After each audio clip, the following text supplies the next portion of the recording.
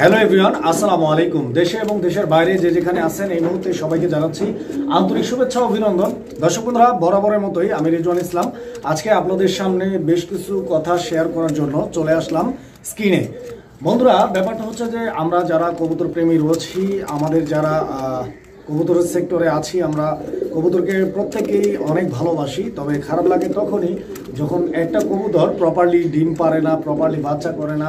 যদিও কোনো কবুতর ডিম পারে তো সেই কবুতরের ডিমটা জমে না, যদিও কবুতরের ডিম দুইটাই জমে, দিন শেষে গিয়ে দেখা যায় যে একটা বাচ্চা ফুটে আরেকটা বাচ্চা ফুটে না।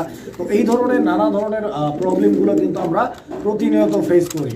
তো এই প্রবলেমগুলোর আসলে সমাধান কি কি করলে আসলে প্রত্যেকটা কবুতর ভালোভাবে ডিম বাচ্চা করবে, আসলে একটা জিনিস আপনাদেরকে বুঝতে হবে। এবং এই জিনিসটা আমি মনে করি যে প্রত্যেককেই মানা উচিত যে কবুতর হোক বা যে কোনো পাখি হোক বা যে কোনো মুরগি, গরু, ছাগল, ইভেন মানুষ, প্রত্যেকেরই কিন্তু প্রজনন ক্ষমতা রয়েছে, প্রত্যেকেই কিন্তু বাচ্চা করতে পারে, প্রত্যেকেরই কিন্তু প্রজনন ক্ষমতা রয়েছে। সো আমরা যদি মনে করি যে কবুতর, বেশিরভাগ কবুতর ডিম পারে না, এই জাতের কবুতর ডিম পারে না, এই জাতের কবুতর বাচ্চা ফুটায় না, এখানে আমাদের একটা আইডিয়া আছে, আমাদের একটা ধারণা রয়েছে যে বড় জাতের যে কবুতরগুলো রয়েছে, লাইক লাহোরি কবুতর, শৌখিন কবুতর, মডার্না কবুতর, পর্ডার কবুতর, এই ধরনের কবুতরগুলো, ইভেন লক্ষা কবুতর, এই ধরনের কবুতরগুলো নিজে ডিম পারে না, এই ধরনের কবুতরগুলো নিজে ডিম পারে বাট বাচ্চা ফুটায় না, এগুলো পোস্টার করতে হয়। পোস্টার দ্যাট মিনস কবুতরটাকে ডিম পাড়ানোর পরে ওই ডিমটা অন্য কোনো কবুতরের পেটে চাইলে দেওয়ার মতো। ওই যে একটা ব্যাপার আছে না, গ্রাম অঞ্চলে আপনারা হয়তো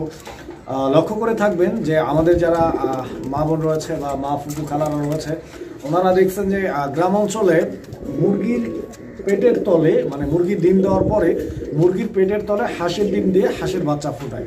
এটাকে মূলত পোস্টারিং বলা হয়। যে কম দামের একটা কবুতরের পেটের তলে একটা বেশি দামের বা একটা বড় জাতের হাইব্রিডের কবুতর ডিম দিয়ে দিলে ওই ডিমটা ফুটাবে, দেন আমরা ভালো একটা প্রোডাকশন পাবো।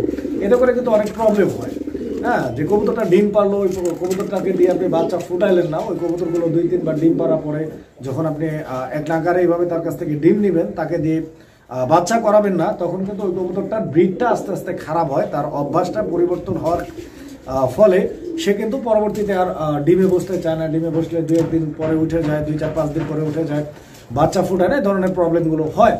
আর বিশেষ করে কবুতরের প্রোটিন অ্যান্ড ক্যালসিয়ামের প্রবলেমের কারণে, বিশেষ করে নরকবুতরের প্রোটিন অ্যান্ড ক্যালসিয়ামের কারণে কবুতরের ডিমের মধ্যে কিন্তু রক্ত আসে না বা রক্ত জমাট বাঁধে না, যে কারণে বাচ্চা ফুটে না, খুব প্রবলেমের মধ্যে আমাদেরকে পড়তে হয়। এই জিনিসটা সমাধানের জন্য আপনারা যে স্টেপটা নিতে পারেন সেটা হচ্ছে যে বেশি বেশি পরিমাণে ক্যালসিয়ামযুক্ত বা প্রোটিনযুক্ত যে খাদ্যগুলো রয়েছে কবুতরের জন্য, লাইক রেজা, বাজরা, সরিষা, এই ধরনের খাবারগুলো আপনারা দিতে পারেন বেশি বেশি পরিমাণে। তাহলে এই যে ইনশাল্লাহ নটটার শরীরের ভিতরে প্রচুর পরিমাণে প্রোটিন এবং ক্যালসিয়ামের যোগান দিয়ে থাকবে ইনশাআল্লাহ। একই সঙ্গে আপনারা কবুতরের যে গ্রিড রয়েছে, যেটাকে আমরা পিজন গ্রিড নামে চিনি, অনেকেই চিনে থাকবেন। গ্রাম অঞ্চলগুলোতে এগুলো খুব একটা পাওয়া যায় না। আমি যদি আপনাদেরকে দেখাই, এটা খুব একটা আহামরি জিনিস না, আপনারা দেখতে পাচ্ছেন এটা হচ্ছে ইটের গুঁড়া। ঠিক আছে, আমি দেখা আপনাদেরকে, এই যে দেখেন, এগুলো হচ্ছে ইটের গুঁড়া। ঠিক আছে, কাছে থেকে যদি দেখায় বুঝতে পারবেন, এগুলো হচ্ছে ইটের গুঁড়া। তো পিজন গ্রিড যারা তৈরি করে, এই কোম্পানিগুলো, ওরা করে কি, এই ইটের গুঁড়ার মধ্যে বেশ কিছু কেমিক্যাল মিক্স করে দেন। এখানে হাড়ের গুঁড়া দেওয়া হয়, তারপরে শামুকের গুঁড়া, সামুদ্রিক ফেনা, বিট লবণ, এই ধরনের বেশ কয়েকটা জিনিস মিশিয়ে এই গ্রিডটাকে তৈরি করা হয়। তো গ্রাম অঞ্চলে এই ধরনের গ্রিডগুলো আসলে খুব একটা পাওয়া যায় না, এটা সহজলভ্য না। সো যারা গ্রাম অঞ্চলে রয়েছেন তারা আপাতত, যারা বিশেষ করে যেগুলো কবুতর উইরা যায়, উইরা বেড়ায়, ঘুরে ঘুরে খায়, ছাড়া কবুতর, ওই কবুতরগুলো কিন্তু ওদের নিজের গ্রিডের যে চাহিদাটা, এই চাহিদাটা কিন্তু নিজেরাই পূরণ করে থাকে। তবে যেই কবুতরগুলো আমরা ঘরে লালন পালন করি, এই কবুতরগুলোর জন্য আমরা যখন ইট ভাঙার যে গুঁড়োগুলো রয়েছে, ওই গুঁড়োগুলো কিন্তু আমরা নিয়ম করে কবুতরকে খাওয়াতে পারি। এই গুঁড়াগুলো কিন্তু কবুতর খুব ভালো পরিমাণে খায়। ঠিক আছে, আর আরেকটা কথা হচ্ছে যে কবুতরকে, বিশেষ করে নর কবুতরকে আপনারা ক্যালটেট খাওয়াইতে পারেন। ক্যালটেট একটা খুব ভালো ওষুধ, এটা মানুষের ওষুধ, যে কোনো ফার্মেসিতে আপনারা পাবেন।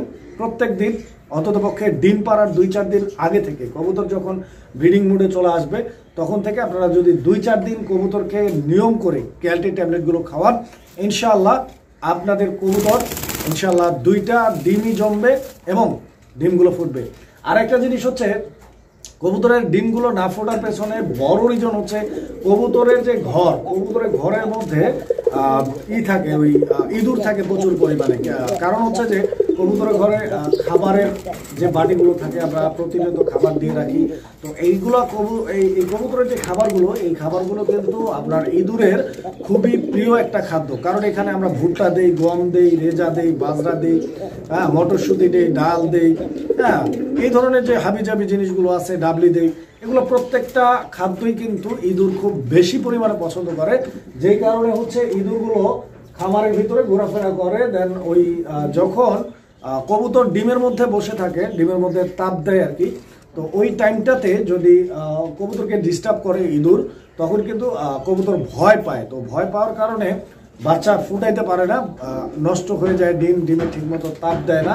তো এই ধরনের প্রবলেম থেকে বাঁচার জন্য আপনারা যে কাজটা করতে পারেন, খাঁচার একটা কোণার মধ্যে আমি যদি এই যে কার্টুন আপনারা এখানে দেখতে পাচ্ছেন, এই ধরনের কার্টুনগুলো আপনারা একটু কাইটা সাইজ করে কাইটা, ধরেন খাঁচার যে কর্নার রয়েছে, খাঁচার এক কর্নারে দুই সাইডে আপনারা কার্টুন দিয়ে দিবেন। কার্টুন, হ্যাঁ, এরকম ভাবে যদি কর্নারের ভিতরে দুই সাইডে এরকম ভাবে খাড়া করে যদি আপনারা কার্টুন দেওয়ার পরে দেন এই কর্নারটার মধ্যে যদি আপনারা এইভাবে বাটিটা বসায় দেন, মানে ডিমের বাটিটা, যে বাটিটাতে কবুতর ডিম তাপ দেয়, তাহলে ইনশাআল্লাহ অন্তত ওই দুই সাইড থেকে ইঁদুর আসতে পারবে না এবং কবুতরকে ডিস্টার্ব করতে পারবে না। কবুতরকে যদি ডিস্টার্ব করতে না পারে তাহলে কবুতরগুলো ভয় পাবে না, আর কবুতর যদি ভয় না পায় ইনশাআল্লাহ কবুতর খুব ভালোভাবে জোড়া বাচ্চা তুলতে পারবে।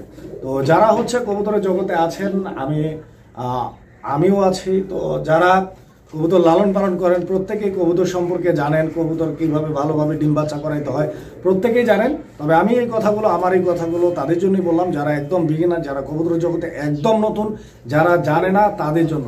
কারণ কি, শিক্ষার কিন্তু কোনো শেষ নেই। এক একজন এক একভাবে তার খামারের কবুতরগুলোকে টেক কেয়ার করতেছে, এক একজন এক একভাবে সফলতা পাচ্ছে। তো আমার সফলতার গল্প, আমার ভালোবাসার গল্প আমি আপনাদের সাথে শেয়ার করলাম। যদি ভালো লাগে ফলো করতে পারেন, আশা করি খুব ভালো ফলাফল পাবেন ইনশাআল্লাহ।